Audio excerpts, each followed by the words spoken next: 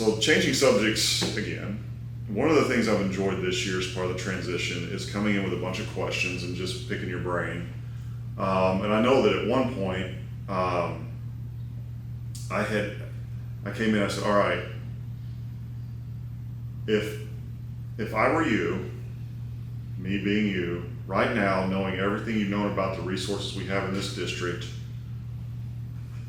specifically from a physical standpoint, talking about the age of Platte and talking about the traffic issues we have in the morning, what would you do if, and I didn't say don't worry about the money, just what would you do? Let her rip. Well, the first thing is that we were prepared a year ago to consider a bond issue that we were going to bring forth in this April to the public, which was going to be about $10 million to address the safety issues of egress and incoming traffic to our school. We all know that Platten was built back in the 50s and has some things with it, but from my standpoint, safety of traffic through our campuses is a big issue. And quite honestly, the 61 Dueling Hollow interchange with 3 schools dumping onto Dueling Hollow the way that they do creates too many left and right turns in a congested, tight area for us to successfully navigate everything that was going on. And the need for the fact that at 61 in the morning and in the afternoon, we have an exorbitant amount of traffic that is coming into that turn area, both north and south on 61, for about a 30-minute period, and then it goes to nothing.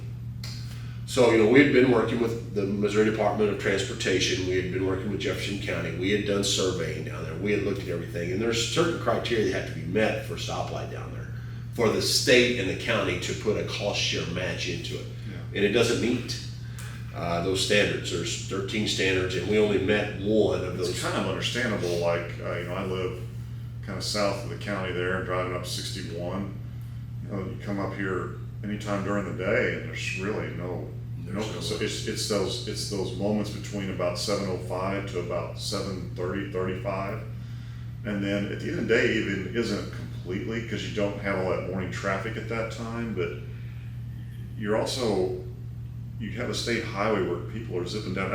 I guess years ago, the change to 45. It was a big deal, and I was going to go to that.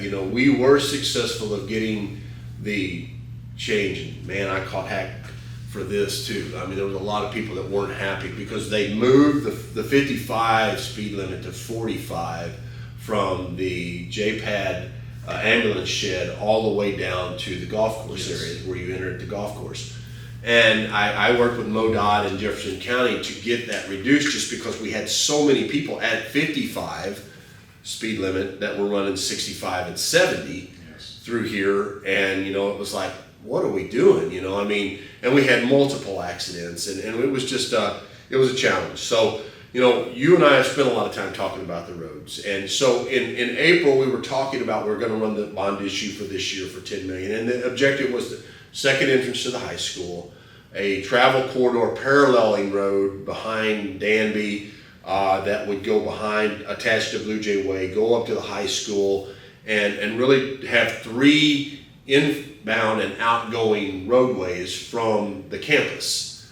And unbeknownst to us, the Fed started to adjust the interest rates. And we started talking about the context of recession and inflation and cost and everything coming out of COVID and all the things that families were dealing with. And in good conscience, as a superintendent, I could not recommend to the Board of Education that we take on $10 million more debt in our school district from a taxation standpoint in April of this year, not everything that we were dealing with. And so we took a step back. And I'm glad we did, because the economy has been very challenging. It's had an impact on families. And we know that we still have the same problems that we have, but we did not want to put a burden on our community members and our taxpayers for that process. And also during that period of time, we had one of our largest taxpayers, which is down the road with the power plant, that came forward, uncertainty that said, we don't know what's going to happen, and they're a major taxpayer. So if we're going to tell somebody we're going to do a no tax rate proposal in which we're not going to be looking, we're going to extend the amount of tax because we're adding years to the payments rather than adding to a tax rate, and then turn around because if something would have happened down there with the uncertainty of that, leading to the fact of us telling them that we were going to have it and then have to raise the taxes because of something that was beyond our control, that would have burned a lot of collateral that I feel that we have gained over the 13 years that we've been working together from a financial standpoint of our taxpayers trusting the board and the administration to use the resources provided effectively. So we chose not to do it. Now, all of that in mind, with you coming in as a superintendent, the egress at Danby and Dooley Hollow to 61 is a problem. It is a major issue. Our community knows that. If we went out today and said we're going to run an issue for safety to put a new entrance into the high school and put a stoplight, which we would have to pay for at Danby, at Dooley Hollow and 61, I have no doubt people would support that in our school district, because everyone, whether you have kids in our school or you're going to work or you're coming from work, knows what that's like in the morning to pop the hill down before you get to the golf course turnoff, and cars are lined up all the way, and then you're coming 61 South and you're popping the hill up at the cut, right, a quarter of a mile into 61 South, and you're running into stage traffic. So that is something that we know that our community is fully aware of. Now, other things that go with that, other pieces of that, things that you are going to be working with going forward, the use of the land that the district has in the district, what do we do with Platten? What does that look like? One of the things you and I have spent a lot of time talking about is that leadership is not looking at next year. We have to prepare for next year. Leadership is looking at 5 years out, 10 years out, 20 years out, 30 years out. And I think that you and I have had a lot of discussions with the Board of Education, and I commend you with the work you're doing with the CSEP development and the facilities discussion about looking at where do we need to be 5 years from now, 10 years from now, 20 years from now, 30 years from now. Because this school district's still going to be here. Yes. And it's kind of neat. Some of the pictures we have in our offices, when we look back and there's the 4 buildings that were in this district, and then you come together into the Platten building in the 50s, and then the district has always been moving forward. I think you just have to make sure that you're transparent at every possible level, and I think that was a big deal with pulling the bond issue off the table, is to say we'd like to do this stuff, but we would not be acting in good faith given the uncertainty of the local finances and how dependent we are on those. And then things have changed, and there's some potential out there, and I think what you're going to see going forward is a lot of the work that's kind of been laid out there, some of the surveys around the district of what soils are out there, where we could go to do some site planning, and then also how the roads function here, is start engaging our community in those discussions. Because, be honest, Mr. Johnson, you say it a lot that we're not the smartest people in the room, but if we can get some other people to give us those ideas, or we can start pulling them together, not only are you saving money, you're creating better opportunities. I think the high school PAC was the perfect example. To be able to tie that into those existing bathrooms at the gym, and to run that lobby out, was a huge cost savings to that whole facility. And you talk about the maximum use of dollars, and that took a lot of people sitting around a table looking at every option, every option. Well, I'm going to miss this part. You know that. This is the part as a superintendent I'm going to miss the most, is the construction finance side of it, because our school district is on the front end of what I'm going to say is going to be an explosion of growth in the next decade to 2 decades. There's no doubt, and here's why. We know that James Hardy is coming, and they're going to be on the north end of the district. We know that the I-55 6-lane expansion from Peevely to 67 is going to be coming, and then that's going to turn even further a little bit further down 67 to the top of the hill at CC. So when that happens, it's going to give more opportunity for home building and development in the southern end of the county to continue to go. And so I know that as I look forward, I see that. And I want to paraphrase one of the guys that was he's a giant who we stand on his shoulders in our district. He was a former board member that in the Every Kid Counts in 2015 spoke on the video. His name was Bill Nosh. And Mr. Nosh was just a remarkably great human being on so many levels. And he and Geraldine was responsible for taking care of the Platinum School down here at AA. But he said in a video for us one day when we were talking about the Every Kid Counts, and I'll apply to where we're at going forward the next decade. He said, you're either moving forward or you're going backwards. And the reason why is because if you're not moving forward, you're standing still and other people are moving past you. And I sat there and I listened to that and I thought, what a visionary comment for him to make on this video. And you know, he was one of those people that just was so embedded into Jefferson R-VII. He lived it. He had the property out here, the Nosh property. He and Geraldine were just great people, but it still applies. And he was on the board in the 70s. You know, if you're not moving forward, you're moving backwards. Yes. And so when you look at what's going on in the district and moving forward, we have to keep moving forward. We have to plan to be successful. Benjamin Franklin said it best. He said, you know, you either plan to be successful, or in the absence of planning, you will plan to fail. And that's where it's at. You have to come up with a plan to be, you know, where you need to be and get ahead of it. And part of that planning too is not just the physical sense, it's I think Jefferson, we go back to the original comment about why Jefferson. It's got such a unique culture here. If you're planning, if you have kind of another set of houses come in that bumps your population, you're still trying to keep your culture moving forward that's been established here. And that's one of the great things about Jefferson.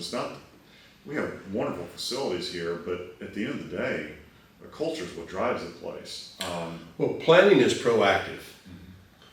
Population explosion is reactive. Yes. And we as a district, me being a taxpayer in the district, a homeowner in the district, you being a taxpayer, Stevie being a homeowner district, we need to make sure that we are working to be proactive in our planning, because you never want to be in a situation where you're reacting to population explosions.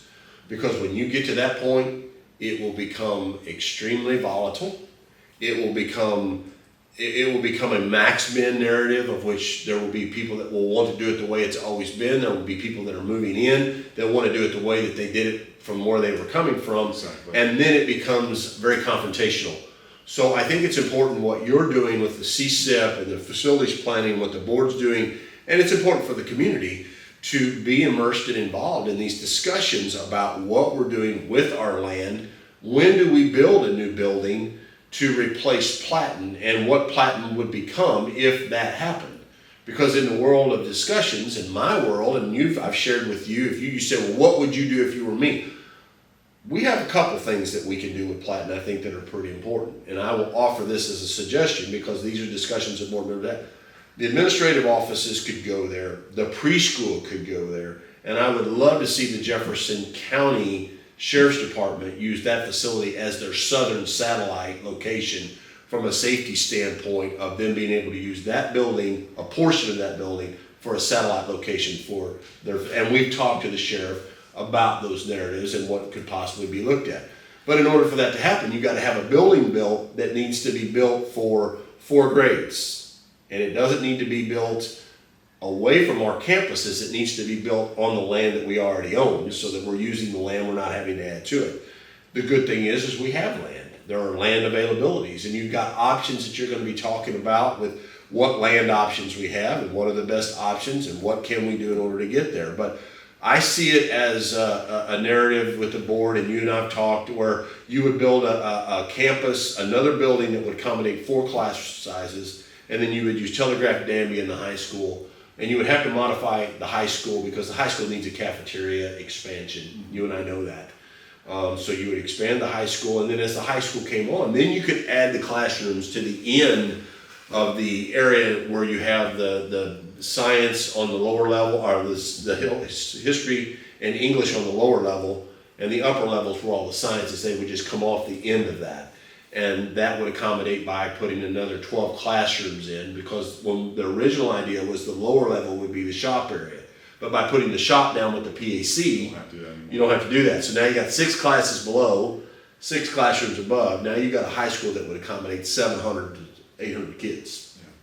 Well, I'm glad you said everything you did, because those are all the notes I did take early in the year. You didn't say anything different. Well, No surprises. no surprises is a good thing, right? Got a little nervous there. There you go. 2 more. Thanks for sticking with us here if you've made it this far. You can't get to this point in your career, you and I both can't, without mentors, and this goes beyond Jefferson R-VII. What are those mentors prior to R-VII that meant a lot to you? I know the names, but I want you to kind of reflect on that a little bit. Well, I think growth in this profession when you're by yourself is about having people around you that will support you. And I've been very fortunate in the fact that I've had great administrators that have worked for me here. I've had a great staff. I've had boards that were willing to work with me and give me a chance to be successful and support me. And I think the community as a whole has played a role in our success. But for me as an individual, I have to give shouts out to some people that are pretty important to me. Dr. Terry Adams hired me, 27 years ago as a young principal in a middle school in Arcadia Valley. And he took a shot on me, and I told him, I remember the interview, I remember the question. I told him, I said, I don't have all the answers. But I said, I promise you I will work as hard as anyone has ever worked for you. And to this day, he still tells me that. And he told me a lot and taught me a lot about becoming an administrator and showing up and working and the sacrifices that you have to make in order for you to ensure that your building and then at the district level, your districts are successful. He's still, to this day, I can call him anytime and he's there and he takes that phone call, and he played such a huge role. Dr. Bob Buchanan, former superintendent at Sykeston, taught me in my first finance class. I'll never forget it, EA 690. And he told me, he said, you got the potential to be a good one from a financial standpoint as a superintendency. He said, you look at things from a financial standpoint, and he gave me a lot of really good advice. Mr. Doug Funk at South Iron was my superintendent there, and he was just a remarkable person, small school superintendent, wore a lot of hats, and taught me a lot about wearing those hats, and was there for me when I went to Bunker and gave me a lot of advice and gave me ideas and strategies to navigate how to deal with small school issues, because a lot of times small school issues are big issues in the eyes of the community, but in the context of what's going on at the state level or federal level at the big picture of education, they're not as big as what you might think they are. So you have to be cognizant of your climate and your culture and your community and what their mindset is. And then, working with that, I want to go back to my 6th grade teacher, Joe King. Just taking a kid that really had a lot of problems and not a lot of focus, and giving me the time and building that relationship. He's on my list of 5. I always talk about making somebody's list of 5. He created a time for me in a place that gave me a chance to learn what it meant to be an adult as a 6th grade kid, a young adult, rather than just being an idiot. Yeah. And I had a lot of energy. I still have a lot of energy. I had an anger management problem when I was in 6th grade, and I was highly competitive, and I didn't like losing. And Mr. King really slowed things down for me and really made it make sense. Dr. Mike Johnson at Poplar Bluff, superintendent of schools, he was my principal, my superintendent at Kelly, giving me the opportunity to get into education, and then going forward from there. And then the last guy I want to talk about was my high school basketball coach, Larry Morgan. The things to this day, he was my coach. He became a principal when I was a principal. Then he was a superintendent when I was a superintendent. He was my peer. And yet, Dr. Adams and Coach Morgan is still Dr. Adams and Coach Morgan. I don't call them Terry and Larry. They are Coach Morgan and Dr. Adams because I have too much respect for them. And I hope that anyone that sees this video, if they happen to come to it, knows that they played such a huge role in my world. And I hope that anyone is out there working in leadership right now or working to become leaders. Bill Walsh, Coach Walsh from the 49ers wrote a book on coaching, and it talked about your coaching tree and how we serve as a trunk for those people that go up into the tree and being that solid root structure and trunk for those individuals to be successful. And it's really weird because now 31 years in, I have a lot of young men and women who have worked for me who are principals and superintendents and assistant superintendents. And they call me, and so you pass that knowledge down, that craft knowledge, and you always make time for those people. You and I have had 17 months together. Now we've had 12 years together. Sure, a little different capacity. A little different in the last 17 months of what we've done. But that period has been about transitioning and building a plan. And planning to be successful, and you having input on that plan and working and as I've told you, no matter where I'm at, God willing, everybody knows that I still have leukemia, and I don't know what my world is in the next 10 years, 20 years. It's an unknown, but I'll always be there for those people because I know what it was like.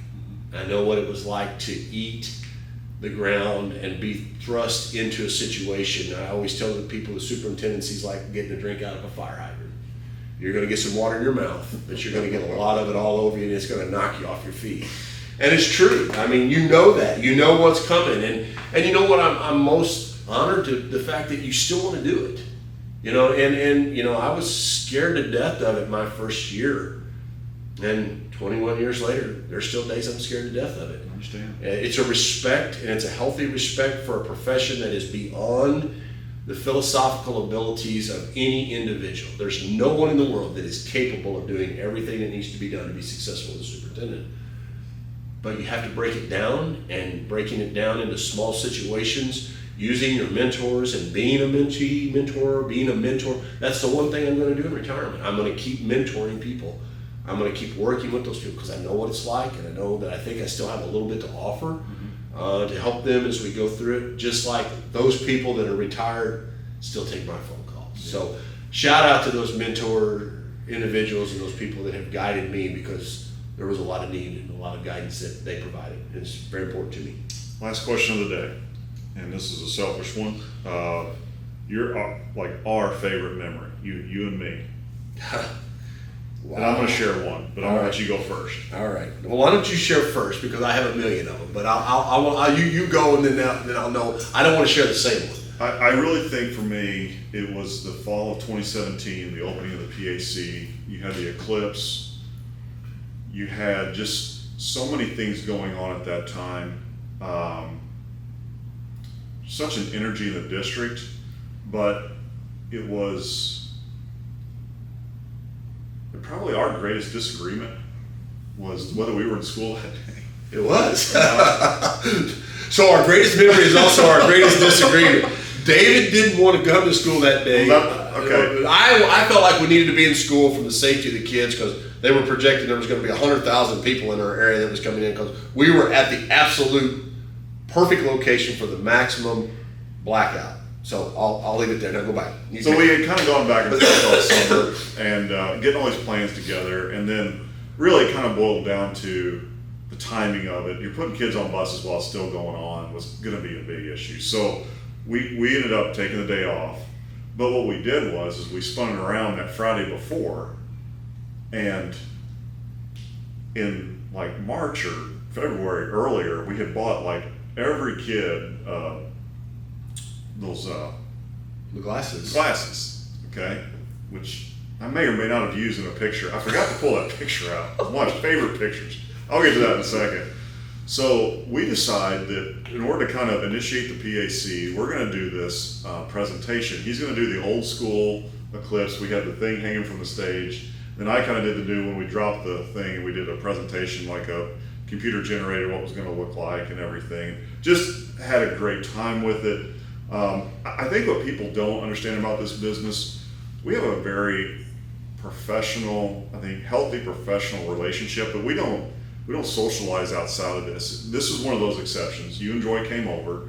My wife's family was up, and we just had a great time. But I just really enjoyed when everybody else had gone inside towards the end. There probably wasn't, that much left in the eclipse. Sorry, I'm sticking my hand too far out. It was just kind of closing up. I had my camera out there, but just us sitting there talking about just different things. That's my favorite memory because that. But then everything that happened around that was just a really special time. And that's if I had to put it into one, that's it. And real quick, Yeah. there's a picture my wife got of us. And keep in mind, I'm taking pictures of this eclipse. Clint's sitting there looking at the eclipse like this with his glasses on. I'm looking up at it with no glasses, but I am trying to adjust the telescope at this point. But Joy's in the background looking at us, has the biggest smile, like David's an idiot because he's not, he's just staring at the sun. I've been told if there's any damage, it's like 40 years out, so I'm not worried about it. But. Well, I hope I make it 40 years out, but that was a fun one, and Dr. Haug shared with you that, one of the things that being a superintendent, you're on call all the time. And I've always told everyone, and I say this tongue in cheek, but it's true. When you're a superintendent at Jefferson R-VII, it's kind of like Mayberry. And you're the Andy Griffith, you're Andy. And so you have all of the pieces of Mayberry 101, from Barney to Otis to Gomer and Goober and Floyd and Mrs. Johnson and her pickle program. And so there's a lot of times that you don't get to interact. You interact with people all the time, but you said earlier, I've always kind of pulled myself away from those situations because people need to be able to have their lives and not, superintendent walk up and, your people are like, uh-oh, there's superintendent, should I be this, should I be doing that? It's not my place, and so you have to distance you. But, that day was a special day. I'm not going to tell you that's one of my favorite memories as well, because of the fact that, we were able to just separate our obligations of our lives and enjoy it from a standpoint of everything. I would tell you another special memory for me that you don't even realize is the role that you played with my son when he came here his senior year. And being his principal and knowing that he was coming from an environment and in a school district, he chose to come here his senior year, and everybody, was excited because he was going to be playing ball and basketball, and he was going to be playing, baseball, and you had played football in high school, and you and I talked about it, and Ryan wanted to play football, and Ryan was a senior, and I told him, I said, son, I just don't think you should do this. At that time, he was going to play college sports for baseball and basketball, really wanted to be a baseball guy. And you gave me some real good advice about, being a non-football guy, being put in a situation, he could find himself in a situation where he could get hurt and impact. As it turns out, he goes to, school on an academic scholarship and doesn't even play sports in college. I wish I would have let him play. As it turned out, he didn't even.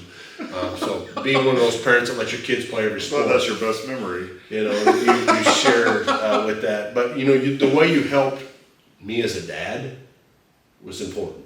Yeah. Because, I wasn't the superintendent then. I was a father. And, there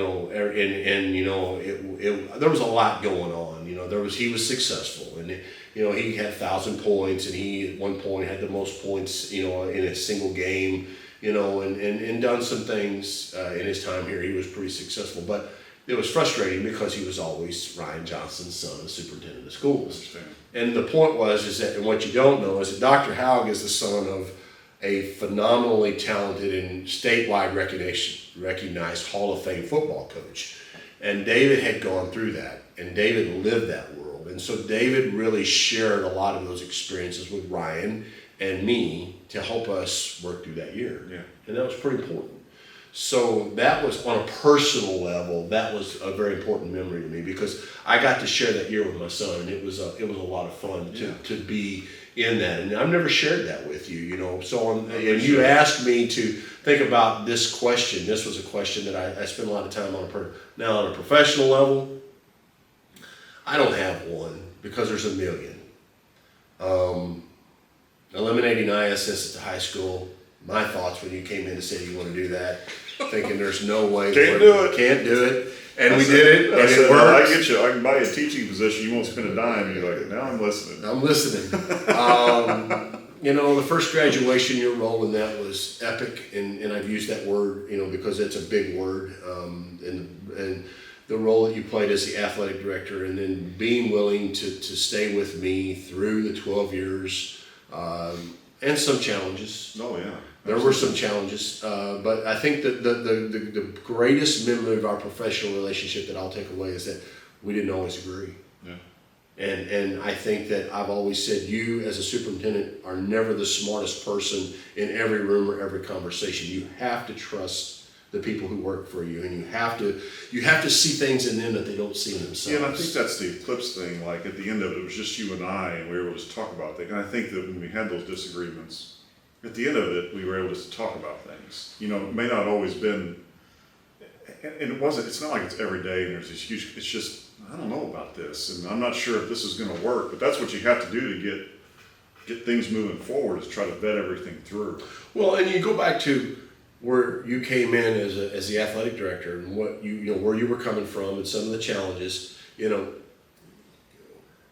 I will tell you, if it wasn't one, it has to be 1A. Is when I got all the stuff stuck in the tree when we were moving at your house.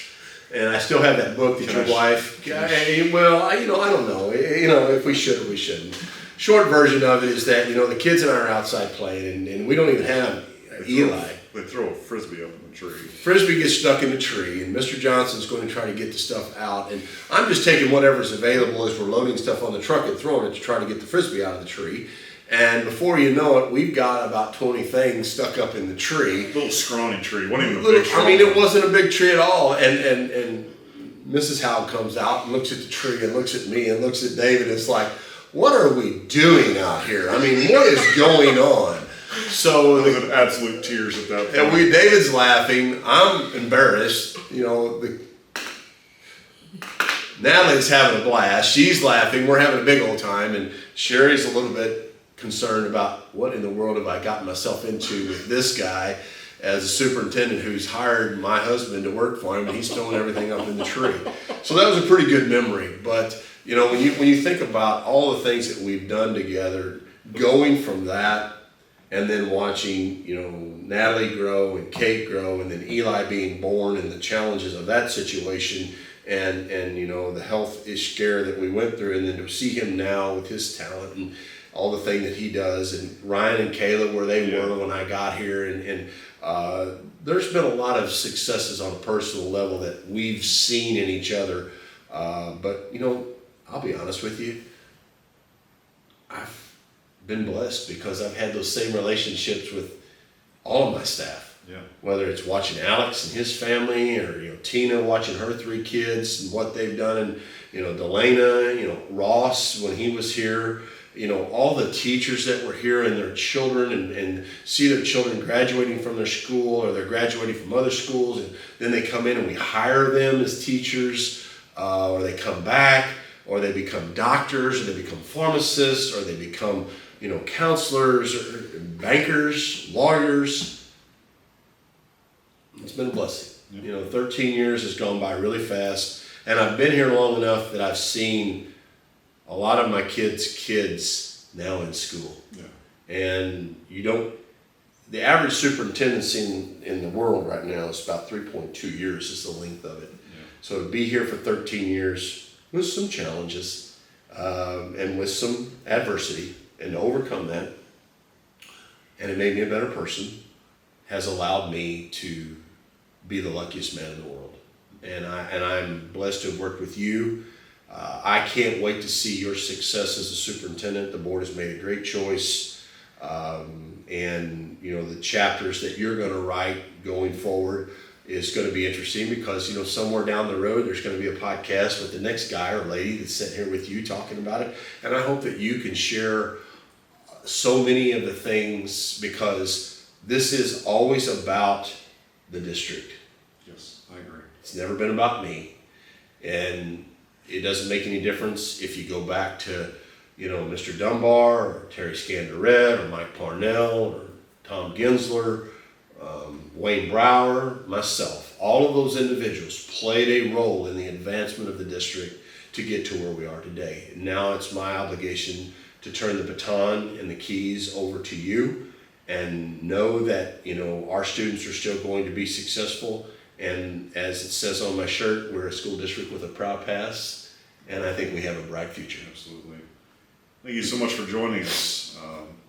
Look for some future ones, and I certainly thank Mr. Johnson for joining us today, and Stevie, you behind the scenes getting this ready. Thank you, and have a great day. Closing note, if you've taken the time to watch this whole thing, God bless you, because this has been a long podcast. I hope that you've laughed a little bit, and Can you tell us right now before we close out, how long is it? 2 hours and 17 minutes. 2 hours and 17 minutes. So we've covered a lot of time here, folks. Hey, take a break. Maybe get yourself a beverage and go out and put some stuff on the grill and hang out. And if you do, give me a call, and I'll come over and we'll have dinner and catch up on any of the things that we've left out if you have questions. Oh my gosh. God bless all of you in the Blue Jay Nation. Thank you for the opportunity to be a part of it. Thank you.